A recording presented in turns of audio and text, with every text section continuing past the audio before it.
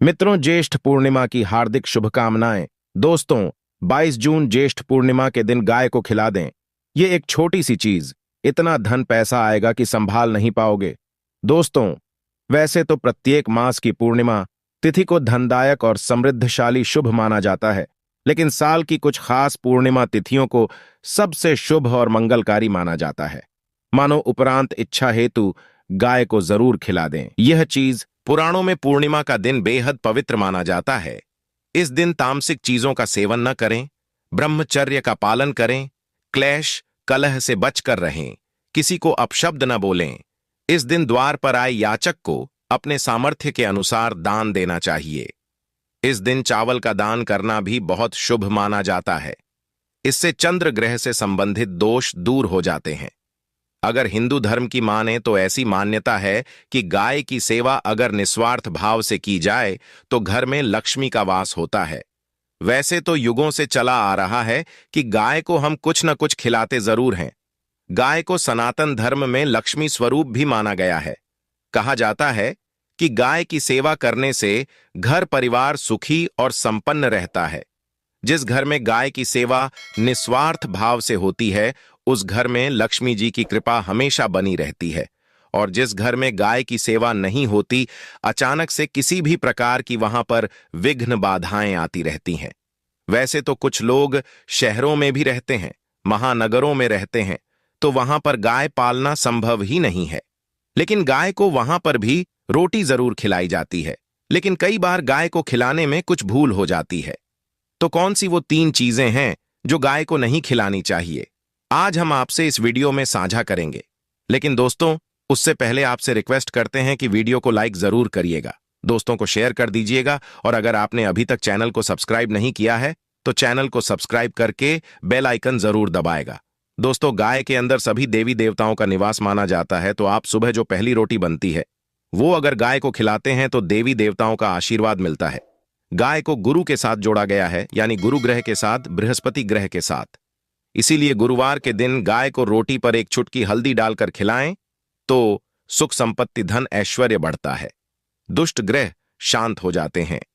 जो लोग मानसिक रूप से परेशान हैं वो गाय को रोटी पर थोड़ा सा गुड़ रखकर खिलाएं तो सकारात्मक ऊर्जा आती है, टेंशन खत्म होती है, स्वास्थ्य अच्छा रहता है। और अगर आपको लगता है कि आपके सभी ग्रह खराब है तो ऐसे में गाय को पहली रोटी रोज खिलाएं।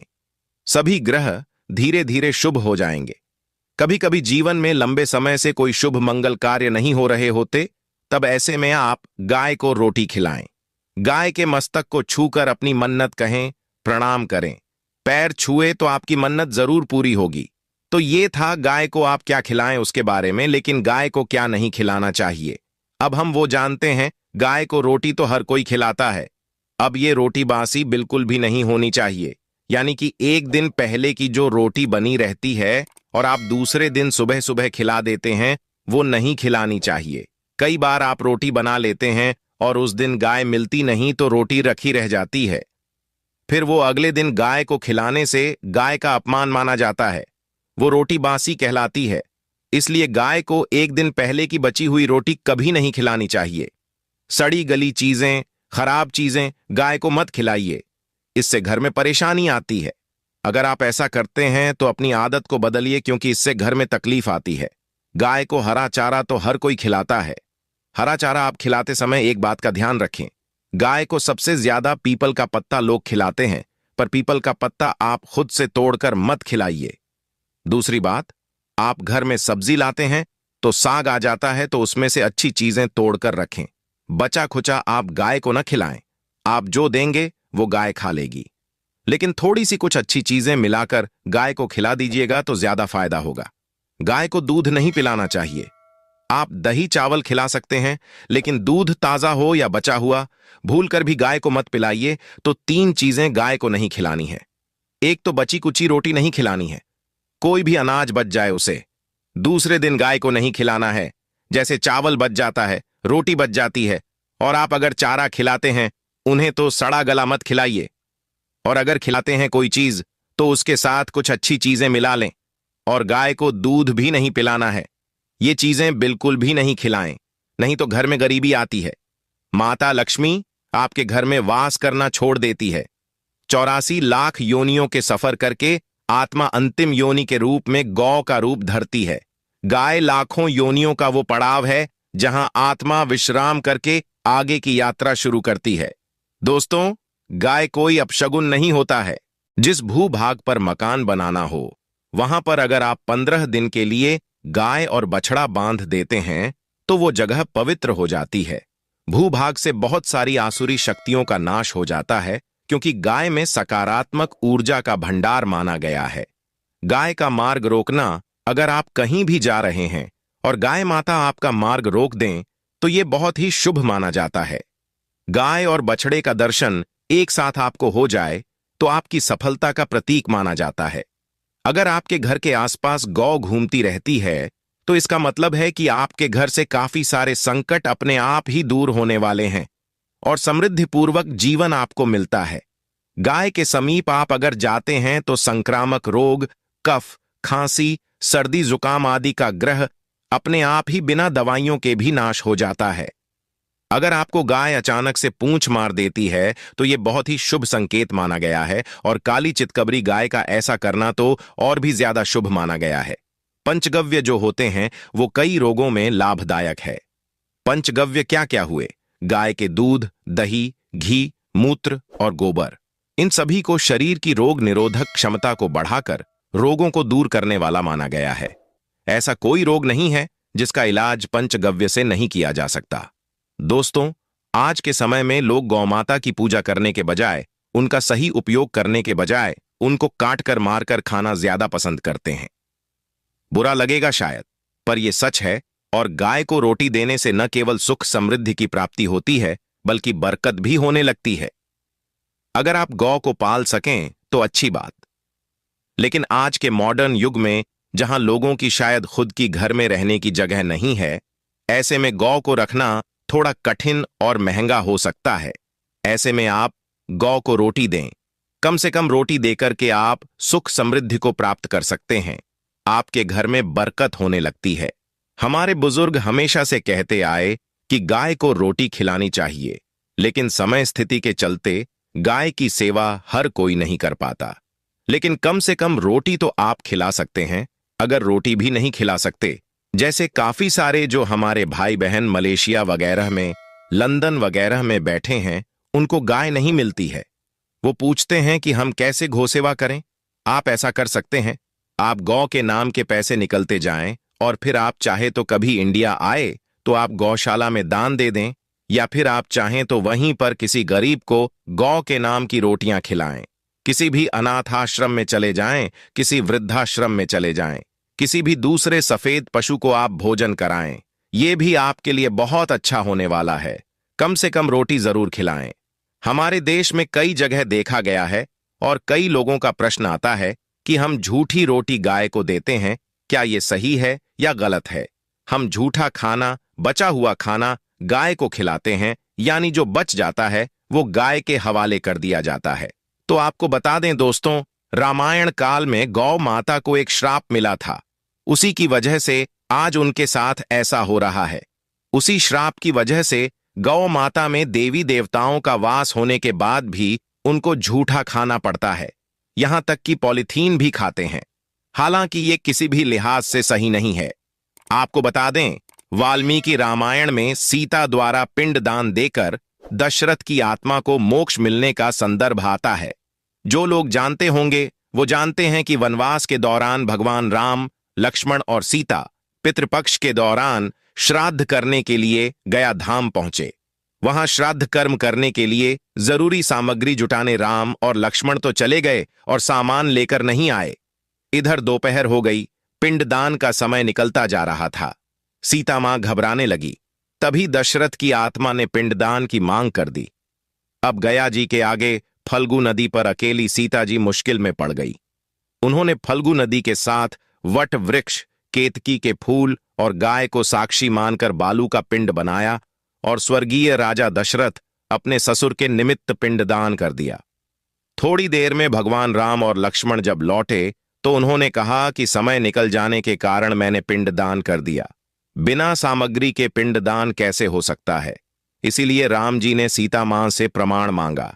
तब सीता माता ने कहा कि जो फल्गु नदी की रेत है, केतकी के फूल हैं, गाय है और वटवृक्ष है, जो मेरे द्वारा किए गए श्राद्ध कर्म की गवाही दे सकते हैं। इतने में फल्गु नदी, गाय और केतकी के फूल तीनों इस बात को मुकर गए। उन्होंने कहा, सीता मां झूठ बोल रही है, सिर्फ वटवृक्ष ने सही बात कही। तब सीता जी ने दशरथ का ध्यान करते हुए उनसे ही गवाही देने की प्रार्थना करी। दशरथ जी ने सीता मां की प्रार्थना को स्वीकार करके घोषणा की कि एंड वक्त पर सीता ने मुझे पिंडदान कर दिया। इस पर राम आश्वस्त हुए, लेकिन तीनों गवाहों द्वारा झूठ बोलने पर सीता जी उनसे क्रोधित हो गई और उन्हें श्राप दिया। फल्गु नदी से कहा कि जा, तेरा नाम सिर्फ नदी रहेगा, लेकिन तुझमें पानी कभी नहीं रहेगा। इस कारण आप भी जानते होंगे, जो लोग जानते हैं, फल्गु नदी आज भी गया में सूखी ही रहती है। गाय को श्राप दिया कि तू पूज्य होकर भी लोगों का झूठा खाएगी, और केतकी के फूल को श्राप दिया कि तुझे पूजा में कभी नहीं चढ़ाया जाएगा। वटवृक्ष को सीता मां ने आशीर्वाद दिया कि उसे लंबी आयु की प्राप्ति होगी और दूसरों को छाया प्रदान करेगा, तथा पतिव्रता स्त्री तेरा स्मरण करके अपने पति की दीर्घायु की कामना करेंगी। यही कारण है कि गाय को आज भी झूठा खाना पड़ता है। केतकी के फूल को पूजा से निषिद्ध बताया गया है। फल्गु नदी के तट पर जल नहीं है। सीता कुंड में पानी के अभाव में सिर्फ बालू या रेत में पिंडदान किया जाता है।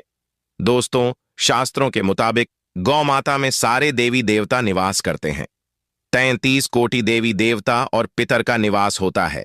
अगर आप भी किसी मंदिर में नहीं जा सकते, पूजा पाठ नहीं करते हैं, कहीं जाकर के ग्रह दोषों का उपाय नहीं कर सकते हैं, तो आपको गाय को एक रोटी जरूर खिलानी चाहिए। हमेशा कहते हैं, पहली रोटी गाय की अगर आप भी खिलाते हैं तो दुनिया के सारे सुखों को प्राप्त कर सकते हैं। आपने अक्सर ही सुना होगा कि रसोई में पहली रोटी जो भी बने, गाय को दे देनी चाहिए। हर रोज गाय को एक रोटी देने से आपके जीवन के सभी दुख दर्द दूर हो जाते हैं। खाना बनाते वक्त हमेशा पहले एक रोटी गाय की निकाल दें। इसके बाद ही परिवार के बाकी सदस्यों के लिए आपको रोटियां सेंकने चाहिए। कोशिश करनी चाहिए कि गाय की उस रोटी में थोड़ा सा हल्दी मिला दें। इससे गाय को रोटी खिलाने का अपार फल प्राप्त होता है। अगर गुरुवार का दिन हो तो लोई ले लें। सने हुए आटे की एक छोटी सी लोई बना लें और उसमें हल्दी मिलाकर गाय को खिला दें। आपके जीवन में शुभता आती है, वैभव आता है, धन संपत्ति का वास होता है। आप जो भी हासिल करना चाहते हैं जिंदगी में, तो आप देखेंगे कि तुरंत आपको मिनटों में वो हासिल हो जाता है। इसी तरह से आपको नमक का एक उपाय बताते हैं। नमक क्या है? नमक के बिना तो हर स्वाद अधूरा है, और साथ ही साथ अगर नमक न हो, जीवन में तो स्वादहीन हो जाता है। जितना हम खाने में नमक को इंपॉर्टेंट मानते हैं, उतना ही ज्योतिष में नमक को इंपॉर्टेंट ही माना जाता है और इसे कर्ज की वस्तु माना गया है। किसी का नमक खाने का अर्थ क्या होता है? उसका कर्जदार होना आपने सुना ही होगा। नमक का कर्ज अदा करना है। इसलिए अगर आप जीवन को सुगम बनाना चाहते हैं, सरल बनाना चाहते हैं, तो नमक का एक आसान सा प्रयोग आपको आज हम बताएंगे। आप देखिए कि कितने आपको पॉजिटिव परिणाम मिलते हैं, और इतना आसान है कि इसके लिए आपको अतिरिक्त मशक्कत करने की कोई जरूरत नहीं है। सिर्फ आपको अपने घर में बनी सबसे पहली रोटी लेनी है और उस पर थोड़ा सा नमक रख दें। अब आप पूछेंगे कौन सा नमक रखें? तो सबसे बेस्ट है आप सादा नमक, डेली वाला नमक, सस्ता नमक जो भी है वो रखें। काला नमक नहीं रखना है। आपको सफेद नमक ही रखना है, तो नमक रख लें और फिर इस रोटी को किसी कपिला गाय को आपको दे देनी है। कपिला गाय यानी सफेद रंग की गाय को आपको खिला देना है। अगर आपको कपिला यानी सफेद गाय नहीं मिलती है, तो आप ये रोटी किसी भी गाय को खिला दें। मगर यदि आपको कोई ऐसी गाय दिख जाए, सबसे पहले सफेद गाय को ही खिलाना प्रेफर करें। आपको बता दें दोस्तों, ये उपाय आपकी हर समस्या को जड़ से दूर कर देता है। चाहे आपके घर में कोई बड़ी कलह हो, कोई पारिवारिक वाद विवाद हो, इस उपाय को करके आपके घर में सुख का वास होने लगता है। जो भी धन की कमी हो, बच्चों की पढ़ाई हो, करियर में सफलता हो, सभी मुश्किलें आपके जीवन की दूर होने लगती हैं। लेकिन गाय को रोटी देते वक्त मन में ऐसा कोई भाव न लगाकर रखें कि हम रोटी खिलाते हैं, या फिर हम बहुत बड़े दानी हैं। अन्यथा इस स्थिति में पुण्य फल की प्राप्ति होना संशय वाली स्थिति देता है। गाय को रोटी खिलाने से नियम से बरकत के अलावा आप देखेंगे धन संपत्ति में दिनों दिन बढ़ोतरी होने लगती है और आपके घर के ग्रह दोषों से आपको मुक्ति मिलती है। अगर आपके भी घर में धन की कमी है तो आपको ये उपाय जरूर करना चाहिए, किसी भी दिन करें। अगर सावन का पवित्र महीना है तो हर दिन शुभ है। आप जिस दिन चाहें उस दिन से कर सकते हैं और आप देखेंगे इस उपाय को करने से आपके घर से धन की कमी बिल्कुल दूर हो जाती है।